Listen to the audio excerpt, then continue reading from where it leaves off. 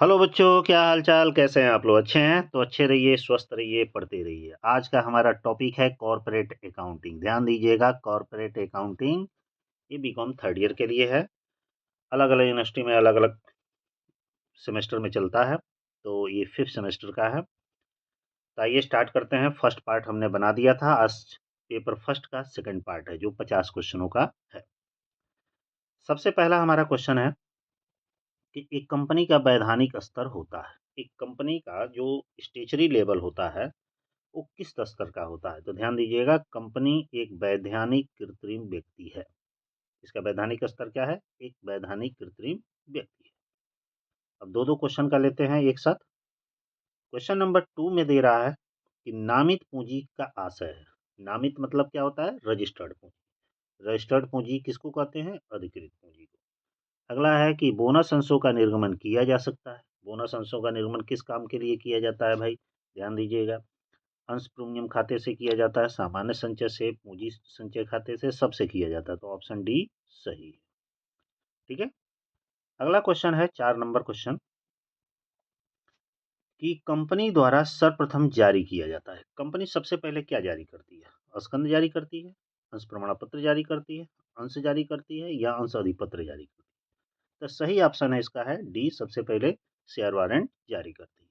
अगला है, वर्ष के मध्य में जो लाभांश घोषित किया जाता है उसे कहते हैं। ध्यान दीजिएगा, वर्ष के जो मध्य में लाभांश घोषित किया जाता है उसे अंतरिम लाभांश कहा जाता है। मतलब कि 2 वर्षों के बीच में जो डिविडेंड घोषित किया जाता है उसे अंतरिम लाभांश कहते हैं। अगला है, आवरणहीन ऋण पत्र के होते हैं। मतलब आवरणहीन ऋण पत्र किसको कहा जाता है? मतलब इसको एक दूसरा नाम है नग्न ऋण पत्र। ठीक ना? मतलब जो किसी भी प्रकार के से आरक्षित नहीं होते हैं उसे आवरणहीन ऋण पत्र कहते हैं। ऑप्शन ए सही। अगला है, कंपनी की अधिकृत पूंजी का आशय है। कंपनी की अधिकृत पूंजी से क्या आशय है? अब देखते हैं ऑप्शन में क्या क्या दिया है। ऑप्शन में दिया है पार्षद सीमा नियम के पूंजी वाक्य में उल्लिखित अधिकतम राशि। बिल्कुल सही है, क्योंकि अधिकृत पूंजी उसे कहते हैं जिसका उल्लेख कंपनी के पार्षद सीमा नियम में किया गया रहता है, उसे अधिकृत पूंजी कहा जाता है। तो ऑप्शन ए सही। संचय पूंजी से क्या तात्पर्य है? संचय पूंजी मतलब संचित पूंजी। संचय पूंजी से तात्पर्य है अभिप्रार्थित आयातित पूंजी का एक हिस्सा जो कंपनी के समापन के समय मांगा जाता है, उसे संचय पूंजी कहा जाता है। ऑप्शन ए सही। अगला है क्वेश्चन 9 नंबर कि एक अंशधारी को भुगतान की जाने वाली लाभांश के निर्धारण का आधार क्या होता है? एक अंशधारी को भुगतान किए जाने वाले लाभांश के निर्धारण का आधार भाई क्या होता है? तो अविदत पूंजी होती है। ऑप्शन ए सही है। अंश पूंजी का वह भाग जिसका मांग केवल कंपनी के समापन पर ही किया जा सकता है होता है, या उसे कहते हैं। कंपनी के समापन पर किस कौन से अंश पूंजी को मांग की जाती है? तो भाई आरक्षित पूंजी को मांग की जाती है। ऑप्शन डी सही। अगला है कि संयुक्त स्कंद कंपनी है। संयुक्त स्कंद कंपनी किस प्रकार की कंपनी है? एक वैधानिक कृत्रिम व्यक्ति। अंशों के जब्ती के समय अंश पूंजी खाते को क्या किया जाता है? मतलब जब शेयर को फॉरफिटेड किया जाता है, माने हरण किया जाता है, तो उस समय अंश पूंजी खाते को किस मूल्य से क्या किया जाता है? तो ध्यान दीजिएगा, यहाँ पे लिखा गया है ऑप्शन सी, जब्त किए गए अंशों को मांगी गई राशि से डेबिट किया जाए। मतलब जो हम कॉल्स किए रहते हैं उसी के आधार पर इसको डेबिट किया जाता है। 13 नंबर क्वेश्चन है कि अंश प्रीमियम की राशि का उपयोग नहीं किया जाता। बताइए, अंश प्रीमियम की राशि का उपयोग किस काम के लिए नहीं किया जाता? तो भाई बोनस अंशों के लिए किया जाता है, प्रारंभिक व्ययों के अपलेखन के लिए भी किया जाता है, और देखते हैं क्या क्या दिया है। और दिया गया है ऋण पत्रों के निर्गमन पर कटौती के अपलेखन के लिए भी किया जाता है। बिल्कुल सही है। तो इसके मतलब यही ऑप्शन सही है कि अंश प्रीमियम का उपयोग अंशधारियों को नगद लाभांश देने के लिए किया नहीं किया जा सकता। ठीक है। आगे का हमारा है कि अंश प्रार्थना पत्र के साथ मांगी जाने वाली रकम का अंश के अंकित मूल्य से अनुपात होना चाहिए कम से कम कितना? तो भाई कम से कम 5%। जब्त अंशों को पुनर्निर्मित करने के पश्चात जब्त अंश लेखे में बची जमा शेष को अंतरित किया जाता है। माने शेयर को जब हरण कर लिया जाता है और उसके पुनर्निर्गमन के पश्चात जो फॉरफिटेड होता है, तो हरण और पुनः निर्गमन दोनों के फॉरफिटेड के डिफरेंस जो होता है उसको कहाँ ट्रांसफर किया जाता है? तो भाई कैपिटल रिजर्व अकाउंट में ट्रांसफर किया जाता है। तो ऑप्शन सी सही, ठीक ना। आगे बढ़ते हैं 16 नंबर कि कंपनी के वार्षिक खाते में बनाए जाते हैं। भाई कंपनी के वार्षिक खाते में लाभन खाता और चिट्ठा बनाया जाता है और तो कुछ बनाया नहीं जाता है। आगे बढ़ते हैं, थोड़ा सा छोटा करते जूम करते हैं। 17 नंबर क्वेश्चन कह रहा है कि एक कंपनी अपने ऋणपत्र बाजार से क्रय करती है और तथा बाद में उसे निरस्त कर दिया जाता है। ऋणपत्रों के निरस्तीकरण पर लाभ को अंतरित किया जाता है। मतलब एक कंपनी है, बाजार से अपने ऋणपत्र क्रय करती है और बाद में उसे निरस्त कर देती है। फिर निरस्तीकरण को करने पर जो भी उसे लाभ होता है उसे कहाँ ट्रांसफर किया जाता है? तो सामान्य संचय खाते में किया जाता है। अगला है यदि कंपनी टेबल ई को अपनाती है, अग्रिम मांग अदाई कॉल्स इन एडवांस पर कंपनी को ब्याज देना पड़ता है। कितना देना पड़ता है भाई? 12%। अगला है अधिकृत पूंजी का वह भाग जो जनता के लेने के लिए निर्मित किया गया उसे क्या कहते हैं? तो भाई सभी लोग जानते हैं, निर्मित पूंजी कहते हैं। आगे बढ़ते हैं 20 नंबर नाम मात्र पूंजी है। ध्यान दीजिएगा, नाम मात्र पूंजी है। नाम मात्र पूंजी को किस नाम से जाना जाता है? ये ऑप्शन सी है, अंश पूंजी की अधिकतम राशि जिसे कंपनी के निर्गमन के लिए अधिकृत किया गया है उसी को नाम मात्र की पूंजी कहा जाता है। अगला है जब अंश जब्त होते हैं तब पूंजी खाते को नामित किया जाता है। जब शेयर को हरण किया जाता है तो उसके कैपिटल अकाउंट को किस राशि से डेबिट किया जाता है? तो भाई अंशों की याचित राशि से, ठीक ना। आगे बढ़ते हैं 22 नंबर क्वेश्चन एक कंपनी की स्थिति विवरण में प्रस्तावित लाभांश को दर्शाया जाता है। प्रपोर्ट डिविडेंड को कंपनी के बैलेंस शीट में कहाँ दर्शाया जाता है? तो इसका सही ऑप्शन है प्रोविजन शीर्षक के अंतर्गत, प्रावधान शीर्षक के अंतर्गत। अगला है कि संचयी पूर्वाधिकार अंशधारियों को देय लाभांश का बकाया कंपनी की पुस्तकों में दिखाया जाता है। माने जो संचयी पूर्वाधिकार अंशधारियों को देय लाभांश का जो बकाया है कंपनी की पुस्तक में कहाँ दिखाया जाता है? तो चिट्ठे में बकाया रहे दायित्व।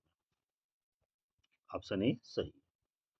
24 नंबर क्वेश्चन में कह रहा है कि अंशहरण खाते में अपहृत अंशों मानो फॉरफिटेड शेयर के पुनः निर्गमन के पश्चात शेष रही राशि को किस खाते में ट्रांसफर किया जाता है?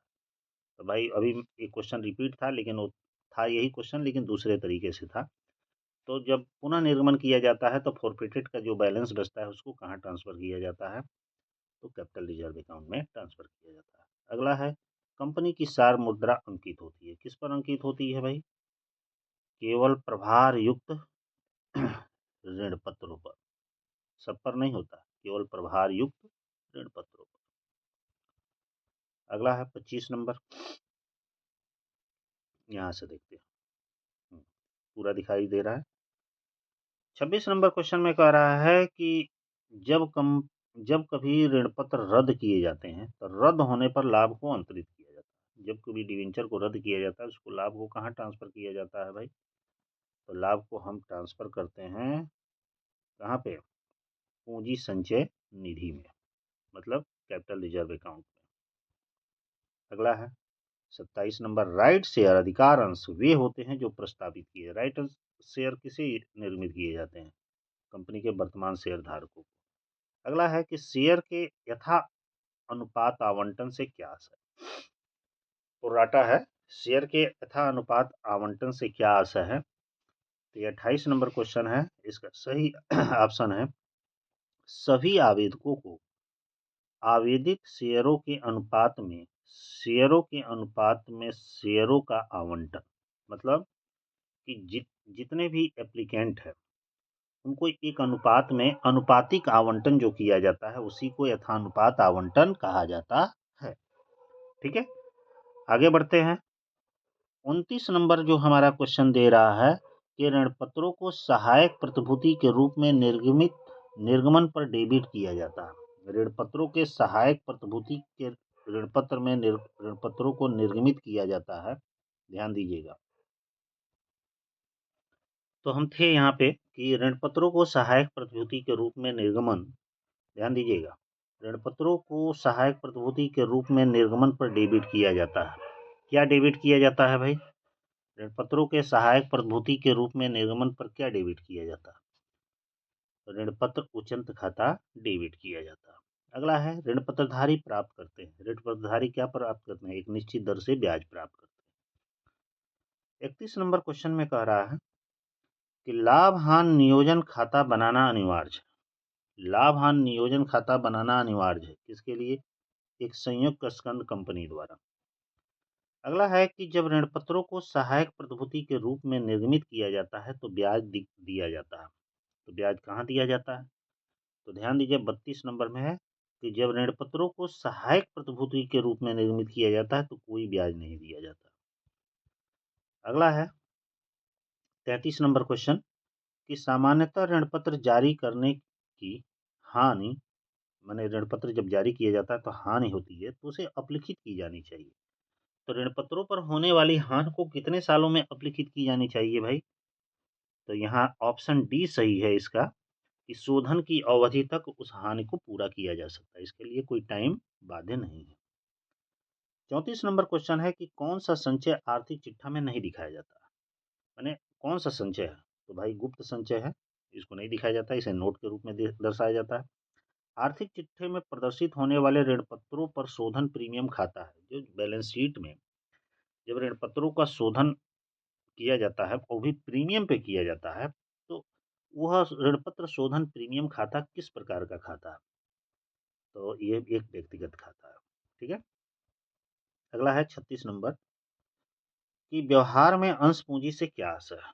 तो व्यवहार में अंश पूंजी से तात्पर्य मांगी गई पूंजी से। व्यवहार में पूछ रहा है, व्यवहार नहीं पूछता तो कुछ और होता।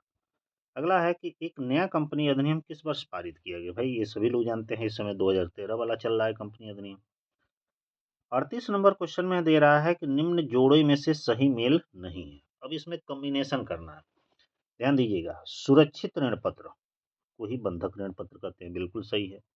अधिकार अंश नए अंशधारियों को निर्गमित, परिवर्तनशील ऋण पत्र होते हैं, सहभागी पूर्वाधिकार अंश होते हैं। यही ऑप्शन सही ऑप्शन इसका होगा बी।